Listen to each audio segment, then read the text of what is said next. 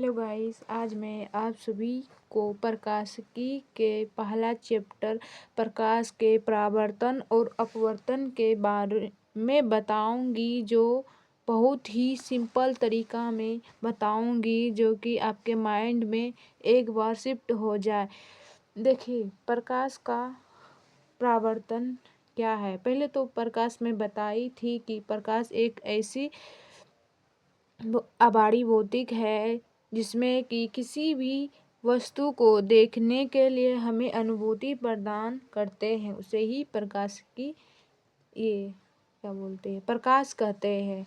तो ये प्रकाश का परावर्तन देखिए कैसे होता है। जब आप एक कोई भी समतल सतह को यानी कि दर्पण को लीजिएगा, उस पे लाइट बाढ़िएगा, तो अपने लाइट को जब बाढ़िएगा, आप जिस दिशा से पुनः उसी दिशा में लौट जाती है।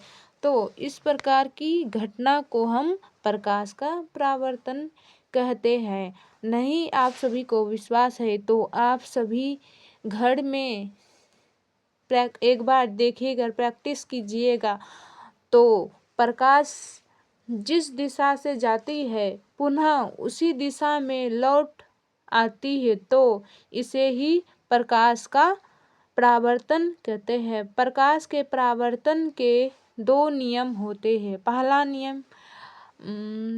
नियम देखिए क्या होता है। आपतित किरण जिस दिशा में गया, जो मतलब कि जो प्रकाश गया, दर्पण के सामने गया, जो उसमें टकराया, तो उसे हम आपतित किरण कहेंगे।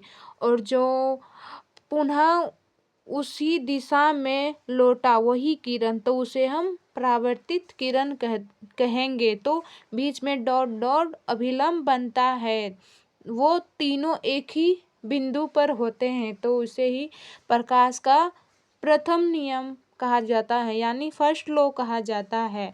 तो दूसरा नियम क्या कहता है, देखिए, आपतित किरण बराबर परावर्तित किरण, ये दोनों बराबर होते हैं, तो इसे प्रकाश का सेकंड लॉ कहा जाता है।